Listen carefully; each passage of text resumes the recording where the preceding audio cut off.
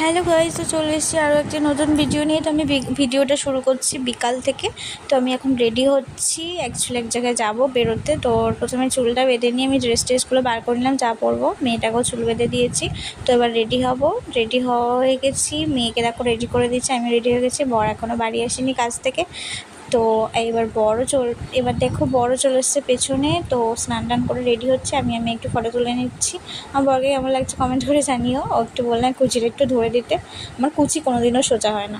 তারপর বাইক নিয়ে বেরিয়ে গেছি। তো বাইক নিয়ে বেরিয়ে এখন যাবো ব্যারাকপুর স্টেশন। ওখান থেকে ট্রেন ধরবো, ট্রেন ধরে দেন যাবো জগদ্দল। অ্যাকচুয়ালি তোমাদের তো বলাই হয়নি আমরা কোথায় যাচ্ছি। অ্যাকচুয়ালি আমার একটা ননদের বাড়ি, ওখানে মনসা পুজো আছে, প্রত্যেক বছরই বলে, কিন্তু যাওয়ার হয় না।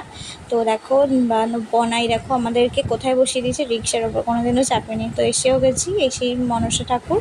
তো তারপর ওখান থেকে একটু বেরিয়ে ফুচকা খেলাম।